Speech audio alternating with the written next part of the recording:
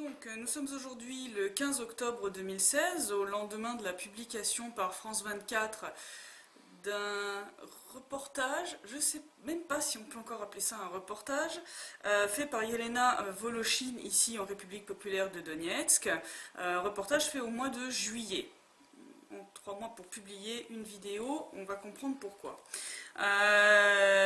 Donc elle a été sur position en même temps que nous début juillet, donc nous sommes rencontrés là-bas à Zaïtseva, et elle a pu faire une interview du commandant de l'unité ainsi que du commandant de la brigade qui se trouve là-bas. Elle s'interroge sur les attaques et surtout l'aide que la Russie apporte à la DNR.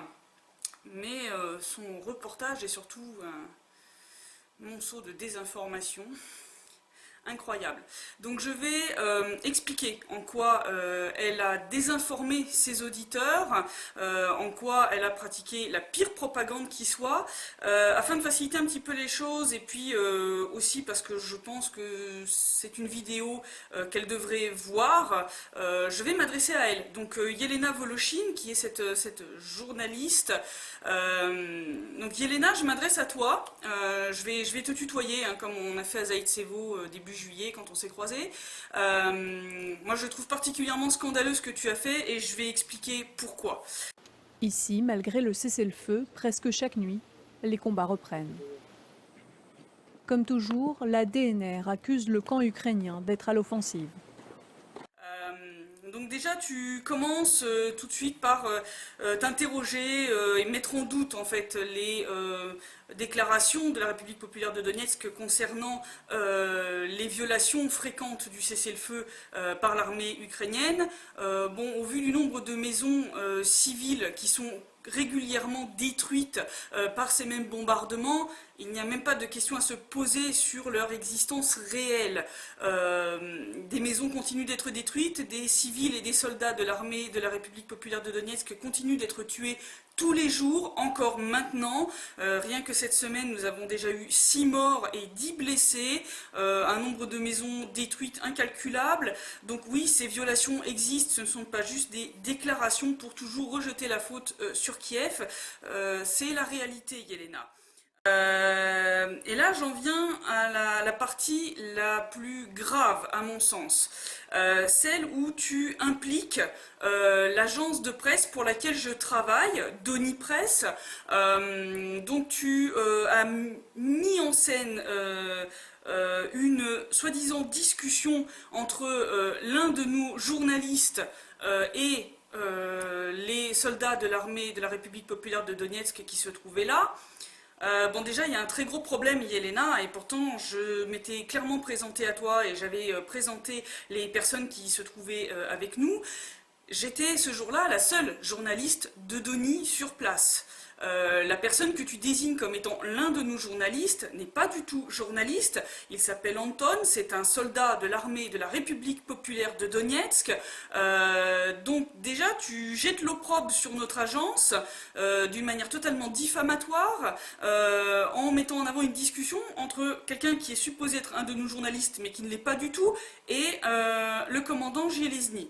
Donc déjà, ça c'est très grave. Yelena, tu essayes de salir la réputation de notre agence avec de la désinformation et du mensonge. Ça, c'est déjà la première chose qui est très grave dans cette affaire.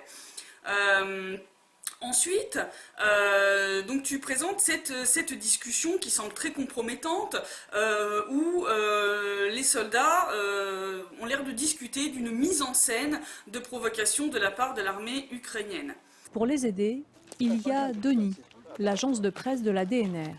En caméra discrète, nous surprenons un échange entre l'un de ces journalistes et le commandant, apparemment une mise en scène pour un prochain reportage. Сделаем как. Вот такое, что типа украинская сторона там, нарушает перемирие. Да. Я их одену. Корреспонденты типа. Да, я их одену в украинскую форму. Там никто не там, у нас трофеев много. Ну все, мне как бы начальство сказал, они как бы там думают, как это. Donc déjà, on va diffuser là une petite vidéo que Anton a fait lui-même pour montrer qui il est et expliquer ce qui s'est passé et ce qu'il a dit, ce qui a été discuté en réalité entre lui et le commandant Zelezny. Et je demande à nos auditeurs d'être très attentifs à la voix d'Anton, qui est très facile à reconnaître.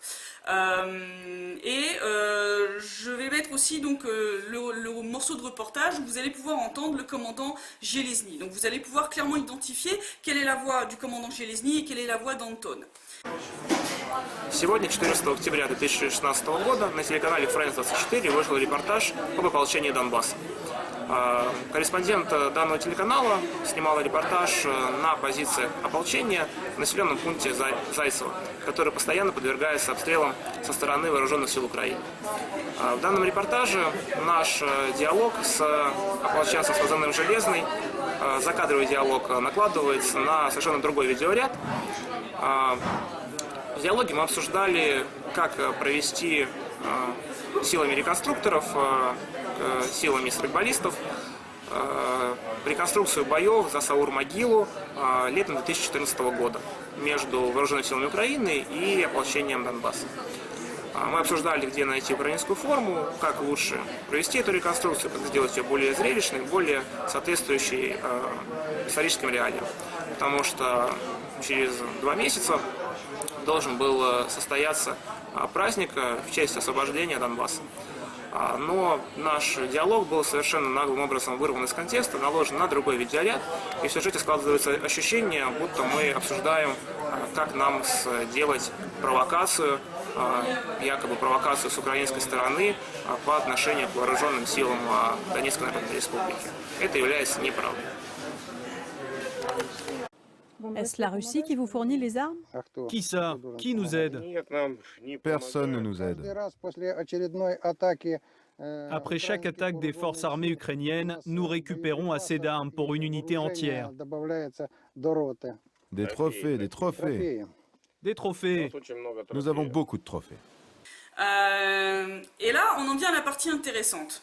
Donc, la plus grosse partie de cette discussion, elle filme en réalité vers moi. Je suis juste à côté de Yelena et elle est en train de me filmer tout en passant une bande audio. Sur la toute fin, néanmoins, elle se retourne vers ce groupe de soldats qui sont en train de discuter, puisqu'en réalité, il n'y a aucun journaliste de Dony dans cette discussion. Ce sont 3 soldats qui sont en train de discuter. Et on peut voir clairement déjà qu'ils sont 3. Or, Yelena, dans ta bande audio, on entend clairement 2 voix. Celle du commandant Zelezny et celle d'Anton.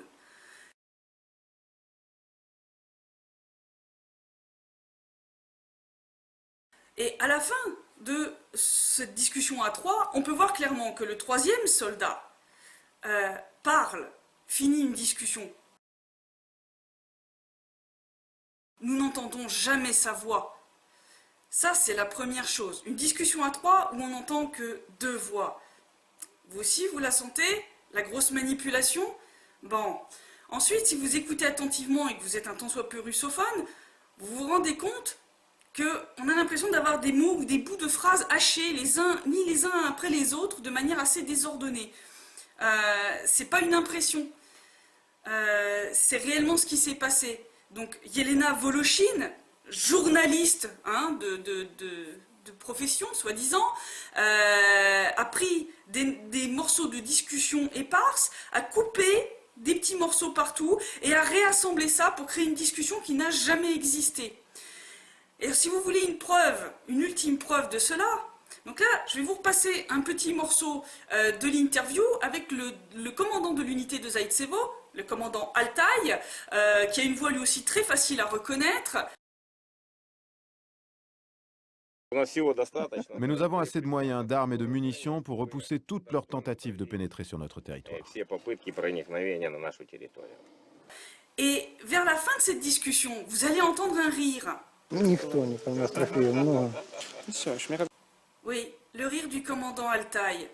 Le petit problème, c'est qu'au moment où cette discussion a eu lieu, le commandant Altaï n'était pas avec nous. Vous pouvez regarder, là, le screenshot que je vais vous mettre.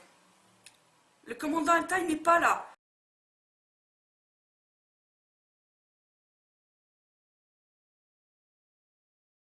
Comment se fait-il que l'on entend son rire dans la discussion alors qu'il n'est pas présent? Eh bien, je vais vous expliquer pourquoi. Parce que c'est une conversation fabriquée. Yelena Voloshin a laissé sur le commandant Zelensky, pendant une très longue période, un micro. Elle a enregistré non seulement l'interview qu'elle a faite de lui, du commandant Altaï, mais aussi des discussions qu'il a eues avec Anton et cet autre soldat. Ensuite, elle a pris tout ce matériel et pendant 3 mois, Yelena Voloshin a coupé méthodiquement, mot après mot, bout de phrase après bout de phrase, pour recréer une conversation qui n'a jamais existé. En réalité, ils étaient en train de discuter d'une future reconstitution de la bataille qui a eu lieu à Saour-Mogila pour les célébrations de la victoire lors de cette bataille. Et elle a pris les petits morceaux qui l'intéressaient pour faire passer ça pour une future mise en scène de provocation de la part de l'armée ukrainienne. Et pire encore, en faisant passer Anton pour l'un de nos journalistes, Yelena a essayé de salir la réputation de notre agence. Alors, Yelena, sincèrement, change de métier. Si tu oses encore te revendiquer comme journaliste après avoir pondu un torchon vidéo de cet acabit, c'est que vraiment tu n'as aucun honneur, aucune dignité, aucune conscience et aucune forme d'honnêteté. Comment est-ce que tu peux revendiquer être journaliste après avoir fait un tel morceau de propagande vidéo? Là c'est extrêmement grave. Donc là on construit carrément, on fabrique des preuves. Là, c'est vraiment le summum de la désinformation.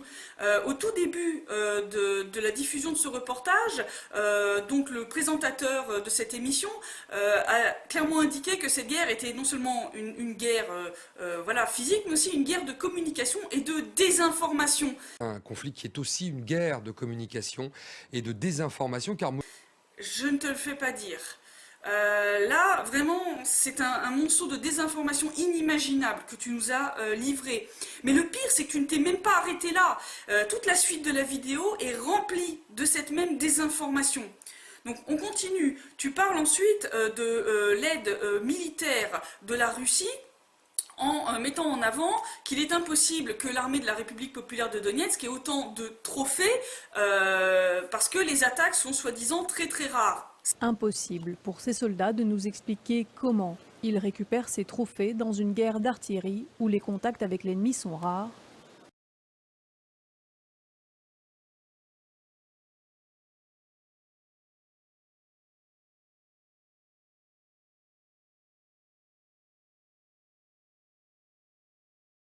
Ce n'est pas vrai. Rien que cette semaine, Yelena, on en a eu 3, dont l'une d'entre elles a fait plusieurs dizaines de morts parmi les troupes ukrainiennes, qui est en réalité des mercenaires étrangers. Donc 3 attaques en une semaine, avec des morts, bien sûr qu'il y a des trophées à récupérer. Tu as mis de côté des grandes batailles, comme le chaudron de Debaltsevo, durant lequel un grand nombre de blindés que tu mets en avant après lors de l'entraînement de l'armée de la RPD. Il y a aussi ces blindés. La DNR a désormais son armée, qui s'entraîne dans des camps à ciel ouvert. Ont été récupérés par cette même armée, parce que tout simplement l'armée ukrainienne a été vaincue à Debaltsevo et un certain nombre de ces blindés, des armes, etc. ont pu être récupérés. Et c'est su, c'est connu de tout le monde. Donc là, tu fais vraiment de la désinformation totale, tu oblitères tout ce qui ne rentre pas dans ta narration et tu inventes une réalité alternative. Donc, après, tu continues sur les camions militaires de l'armée de la République populaire de Donetsk. Ces camions militaires qui sillonnent la région de Donetsk, des Ourals, aux plaques d'immatriculation de l'armée russe. Donc tu prétends que les plaques d'immatriculation de ces camions sont des plaques d'immatriculation militaires russes. Yelena, tu as passé bien plus de temps que moi en Russie, tu es russophone. Je pense que tu as vu dans ta vie encore bien plus de camions militaires russes que moi. Comment est-ce que tu peux sortir une telle contre-vérité, sauf à prendre tes auditeurs pour des demeurés, pour des débiles. La moindre petite recherche sur Google, en 1 minute, en cherchant Russian Military Truck Plate, on trouve de très belles photos des camions ou des véhicules militaires de l'armée russe. Alors, on va remettre en perspective, donc les camions de la République populaire de Donetsk, la plaque est blanche sur fond noir, effectivement comme les camions militaires russes, mais il y a quand même une très grosse différence. Les camions de l'armée de la RPD commencent par DK, puis une série de chiffres.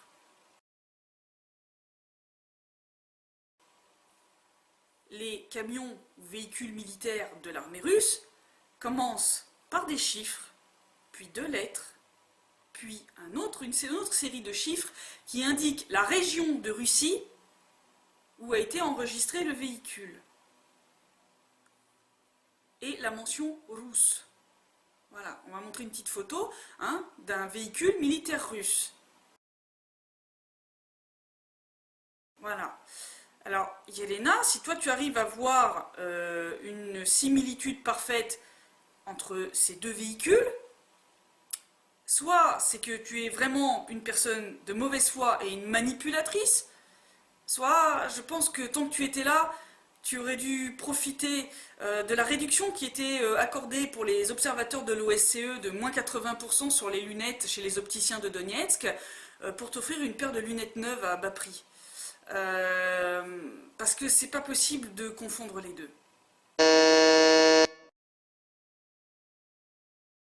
Je vais aussi revenir sur le pseudo-témoignage anonyme qui sert de preuve pour dire que la Russie est ici au sein du commandement de l'armée de la République populaire de Donetsk.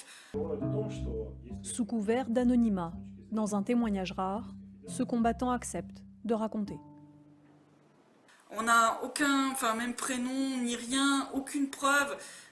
Ton témoignage anonyme, c'est très joli, mais ça prouve rien, Yelena. Ça peut être ton fixeur, ton mari, ton frère, un gars que t'as pris dans la rue, que t'as payé, à qui t'as mis un torchon sur la tête, et tu lui as fait raconter ce que tu voulais. Ça ne prouve rien. Et malheureusement, vu le reste de ta vidéo, moi j'ai de gros doutes sur la validité du témoignage de ce monsieur.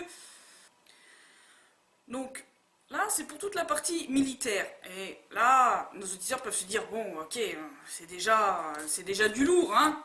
Mais elle ne s'arrête pas là. Non, Yelena, elle continue, même dans la partie civile de sa vidéo, elle continue dans la désinformation. Donc après, elle nous parle des réparations. Au final, pour cette maison ravagée il y a 2 ans par un obus tombé dans le jardin, ils promettent au propriétaire de lui fournir le nécessaire. Il faut des radiateurs tout neufs, remplacer tous les tuyaux de chauffage, 100% du plancher, 100% de la toiture, toutes les portes intérieures, 3 portes d'entrée, les fenêtres et le crépi sur vos murs. Vous aurez aussi des plafonds et des planchers en bois tout neufs.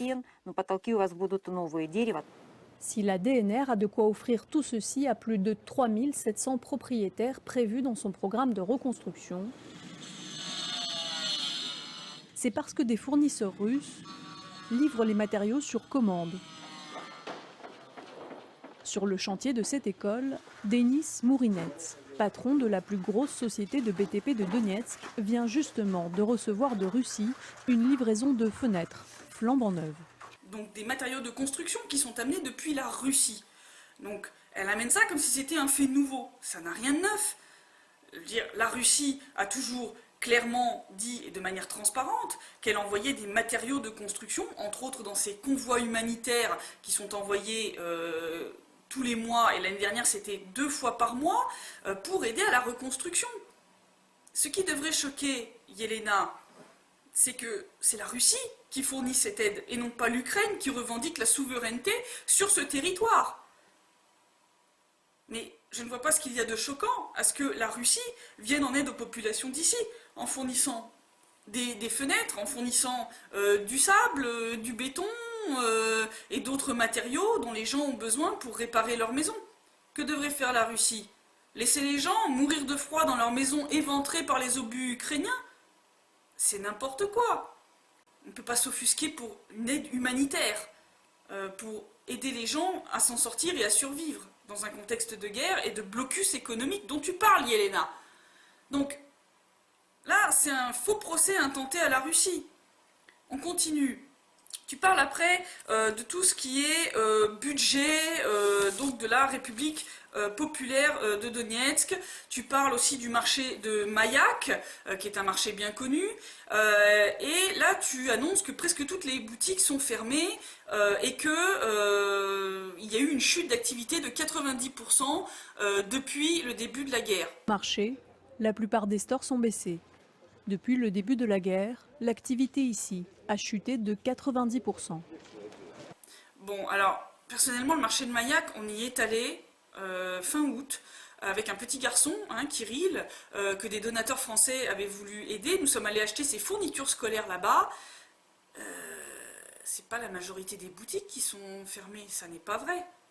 Mais ce que les gens qui ne sont jamais venus ici ne savent pas, c'est que le marché de Mayak n'est pas ouvert tous les jours. Il est ouvert le mardi, le vendredi et le week-end. Donc c'est sûr que si tu viens le lundi, le mercredi ou le jeudi, une bonne partie des boutiques sont fermées et seules quelques-unes sont ouvertes de manière permanente. Donc de nouveau, tu fais exprès de filmer ce marché pendant un jour de fermeture pour essayer de le faire passer pour un marché complètement mort. C'est comme si moi, je venais en France filmer une galerie commerçante un dimanche, quand presque toutes les boutiques sont fermées, et que je disais, en France, regardez, presque tous les supermarchés sont fermés, c'est la crise. C'est n'importe quoi, Yelena. Je veux dire, ça, c'est pas du journalisme. Ce n'est pas relater les faits, c'est inventer une réalité alternative en filmant comme tu veux, quand tu veux, pour que ça colle à ta narration. Ça, je suis désolée, mais tu ne mérites pas ta carte de presse en faisant des choses pareilles. Et on continue encore, toujours sur la situation économique. À la fin, lors de la discussion avec l'animateur de cette émission, tu viens dire que les industries ne fonctionnent plus ici. Le ministère des Finances locales nous a répondu que son budget n'était alimenté que par les impôts, les taxes et les charges. Manifestement, la DNR a de l'argent pour continuer à fonctionner, donc c'est à coup sûr, vous le disiez, une économie qui est complètement sous perfusion de la Russie, puisque les usines ne fonctionnent pas, il y a un blocus de la part de l'Ukraine. Mais ce n'est pas vrai, Yelena, il y a toujours des mines de charbon qui fonctionnent, des industries qui fonctionnent, et la République populaire de Donetsk en ouvre même de nouvelles tous les mois. Là encore, rien que sur les semaines écoulées, les 2 semaines écoulées, on a eu 3 nouvelles usines ouvertes, dont une usine de tubes électriques soudés, une usine d'imprimantes 3D, etc. Des nouveaux restaurants ouvrent. On a rouvert 3 Don Mac à Donetsk en remplacement des McDonald's qui avaient fermé. Ces restaurants emploient plus d'une 50aine de personnes chacun. Et toutes ces entreprises qui ouvrent ou qui sont réouvertes, oui, elles payent des taxes et ça alimente ce budget que tu es en train de critiquer en mettant tout sur c'est la Russie qui alimente ce budget. Non, Yelena. Tu désinformes de nouveau, tu noircis le tableau plus qu'il ne l'est. Bien sûr qu'il y a des usines qui ont fermé, entre autres l'usine de fenêtres. C'est pour ça qu'on est obligé de faire venir les fenêtres de Russie, puisque l'usine qui produisait les vitres a été détruite par les bombardements ukrainiens. Donc on est bien obligé d'importer ces fenêtres. Mais certaines usines ont réouvert après avoir été réparées, de nouvelles se créent. Donc il y a une amélioration de la situation que tu tais totalement, parce que, bien entendu, ça ne colle pas avec ta narration. Donc, je laisse nos auditeurs juger de ta vidéo. Je mettrai le lien vers la vidéo originale dans la description de celle-ci, ainsi que dans l'article qui va aller avec. Les gens pourront vérifier que les morceaux que j'ai gardés, je n'ai pas pris toute la vidéo parce que ça aurait fait vraiment une vidéo beaucoup trop longue, mais les gens pourront aller vérifier d'eux-mêmes la source originelle et voir que je n'ai pas déformé ce que tu as dit ou ce que tu as soi-disant montré, mais très sincèrement, Yelena, change de métier. Ce que tu as fait, c'est une honte. Moi, à ta place, je mourrais de honte d'avoir fait un tel morceau de désinformation. Le pire étant cette conversation bricolée que tu as essayé de nous coller sur le dos. Tu as essayé de faire passer l'agence Doni pour des contrefacteurs. C'est extrêmement grave. Ça s'appelle de la diffamation. Et en plus, tu as fabriqué de fausses preuves à l'appui de cela. Des preuves que tu as complètement bricolées. Ça s'appelle du faux et usage de faux, Yelena. Ça, c'est extrêmement grave, c'est extrêmement sérieux. Tu as violé toutes les règles déontologiques journalistiques. À mon sens, moi je pense que le CSA et les autres autorités qui s'occupent du métier de journaliste en France devraient se pencher sur ce reportage et se poser la question de savoir si tu mérites toujours d'avoir une carte de journaliste. Parce que, à mon sens, non. Quelqu'un qui fait ça, c'est pas un journaliste. C'est un propagandiste. Et c'est tout ce que tu es. Donc, là, voilà, Yelena, je pense que là, tu t'es hissé au même niveau que la chaîne allemande ZDF, qui avait fabriqué de toutes pièces un reportage sur l'implication de l'armée russe dans le Donbass, en embauchant un chômeur alcoolique de Kaliningrad, en le faisant passer pour un soldat de l'armée russe. Bah là, t'as pas fait mieux.